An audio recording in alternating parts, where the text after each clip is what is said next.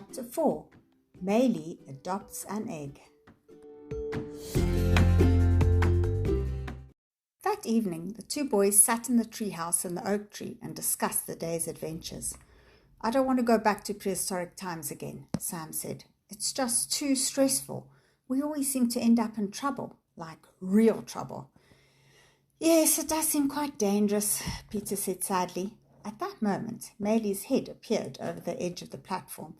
She was in her pajamas and had her pink rucksack on her back. "Hello," she said cheerfully, climbing up to sit beside them. She seemed unfazed by their adventure. The boys had decided not to turn their time travel into an issue by telling her to keep quiet about it.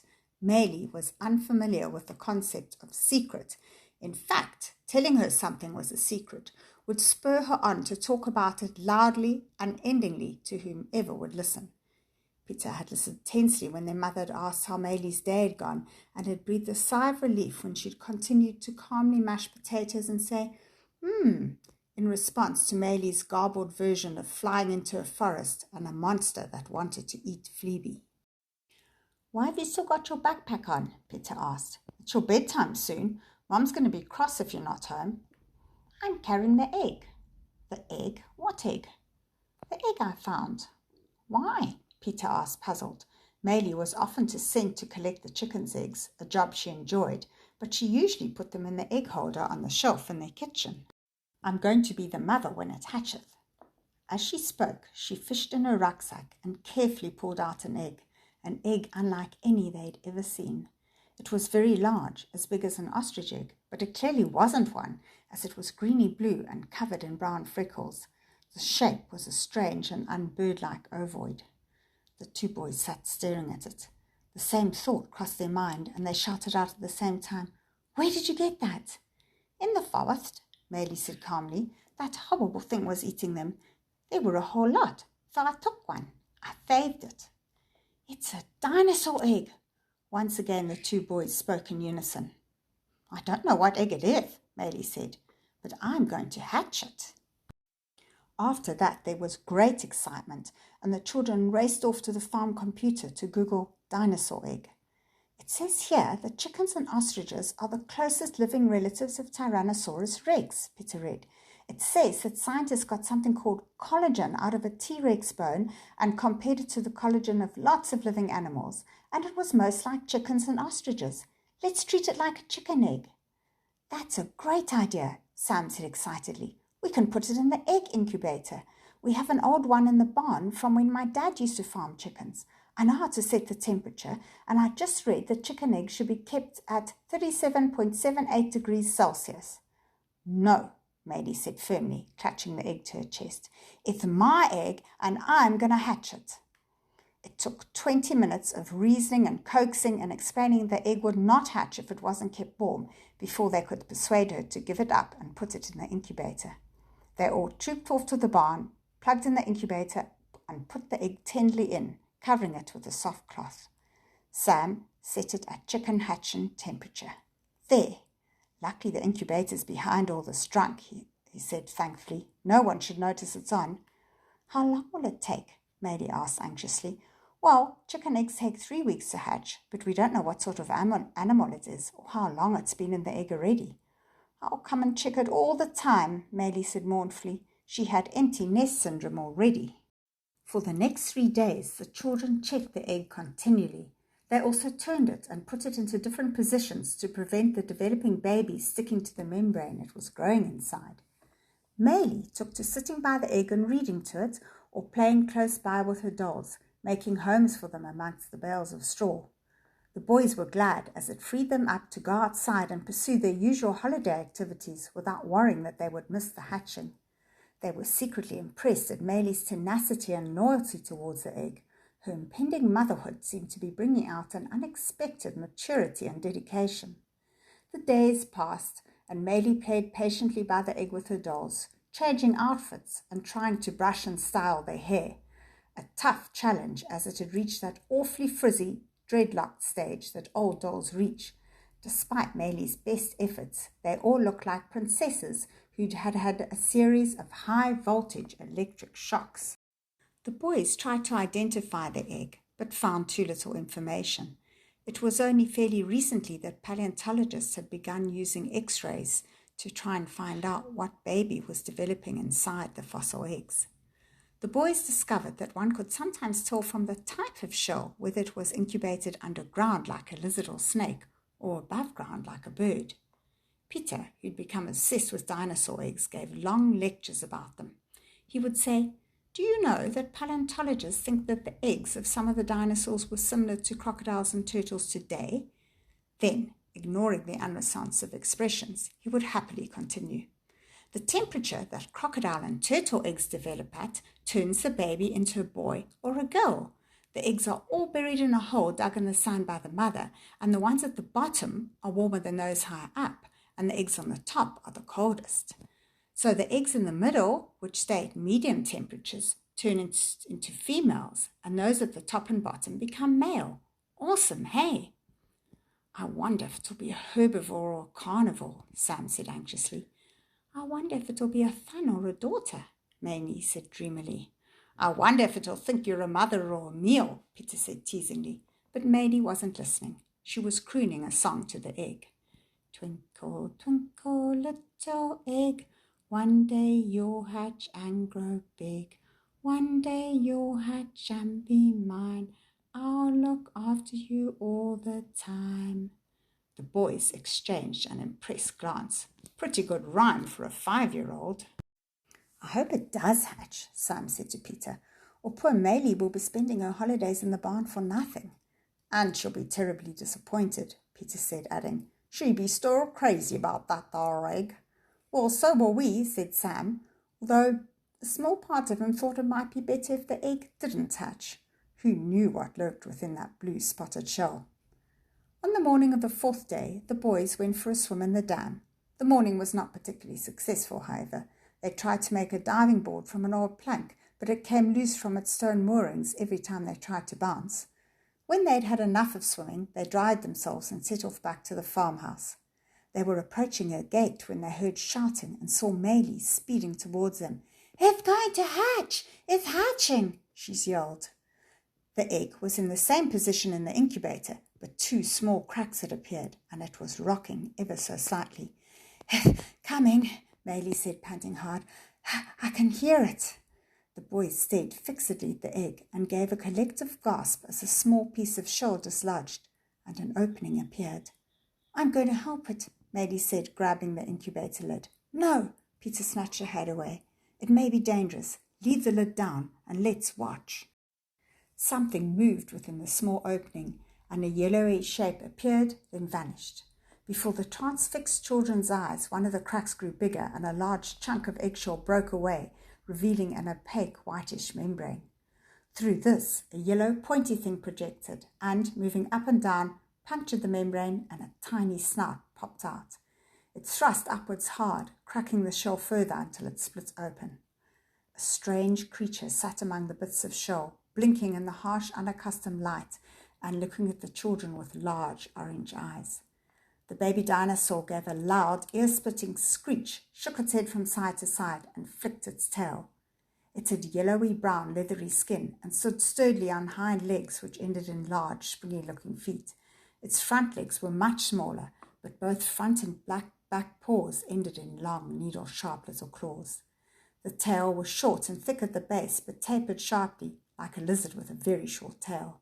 "Yarp!" The dinosaur emitted another piercing call, making the children flinch. It was so loud and high-pitched it hurt their ears.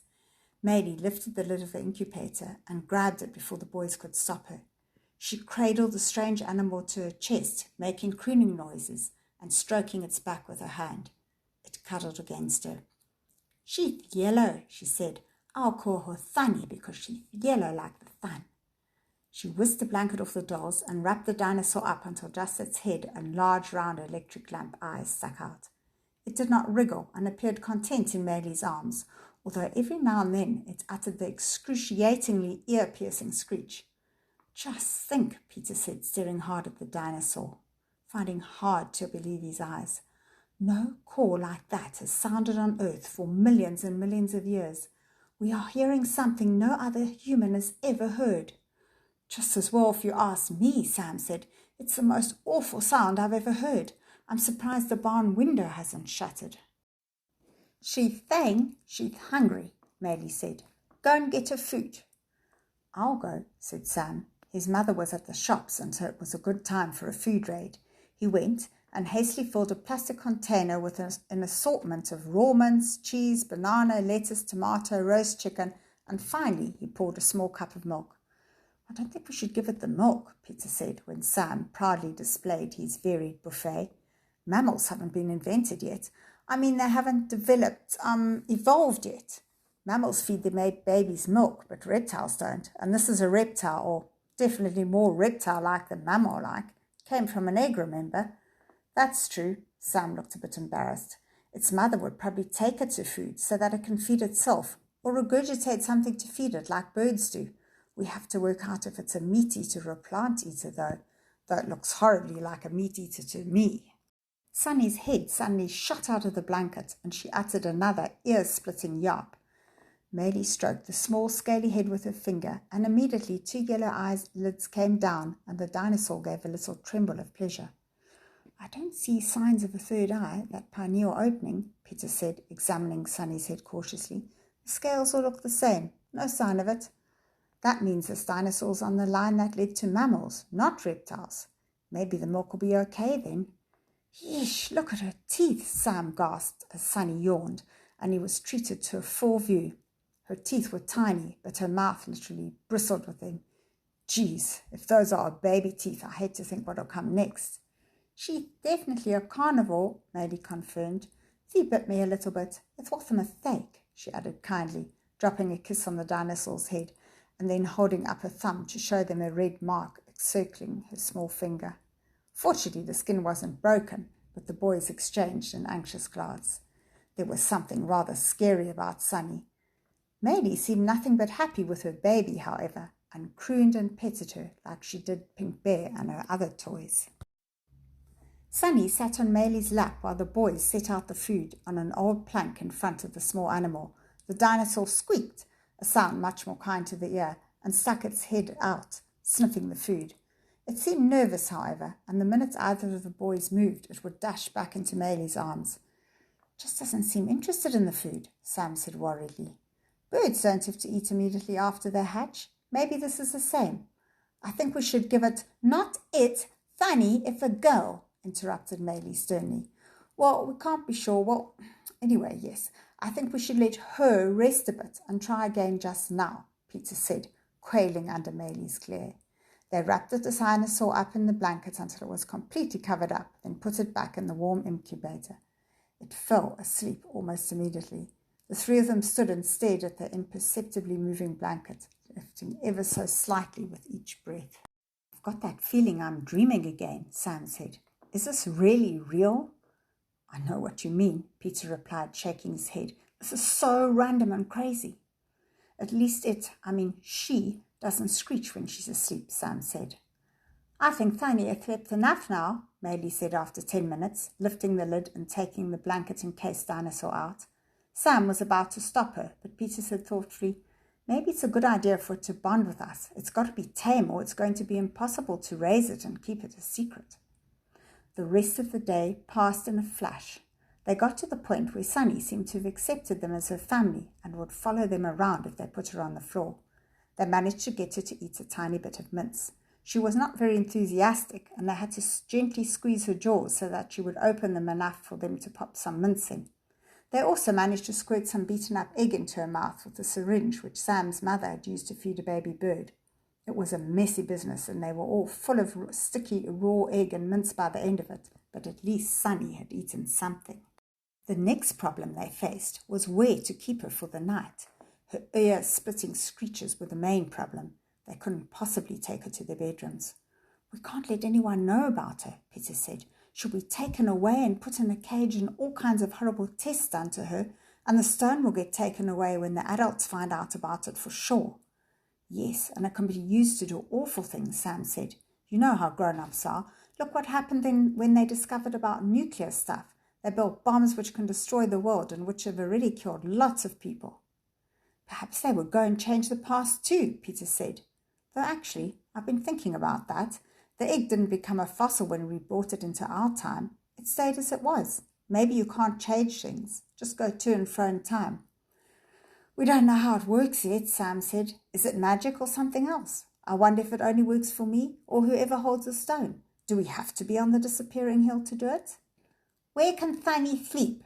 Maylee interrupted. The food seemed to have made Sunny drowsy and she was snoozing on her lap. I think we should leave her in the incubator, Sam said. No one can hear those screeches from her, and hopefully she'll sleep if she's warm and snug. I will leave my doll, Barbara, to snuggle with, Maylee said, loath to leave her new child. All three stared at Sunny. She looked quite cute with her head drooping down from Maylee's lap on one side and her stumpy lizard tail dangling down on the other, her extraordinary yellow eyelids tight shut. I read somewhere that in the Jurassic days were shorter, only around 23 hours long, because the Earth was turning faster than today, Peter said. I wonder what that means in terms of her sleeping through the night. He remembered clearly how Maylee's baby yells had kept the family awake when she first arrived. As dusk fell, they settled the baby dinosaur, carefully wrapping her up in the doll blankets, making sure her nostrils stuck out so she could breathe, although they tried to keep her eyes covered in the hopes it would make her sleep longer. Don't worry, Maylee, I'll come and check her later on, Sam promised as they closed the barn door. Later that night, quite a while after his official bedtime, Sam climbed out of his window and made his way furtively to the barn. He opened the door and peered in.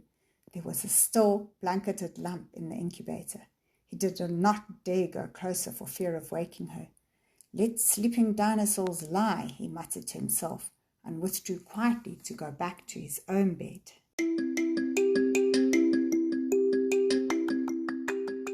Please join us next week for Chapter 5, Dinosaur Days.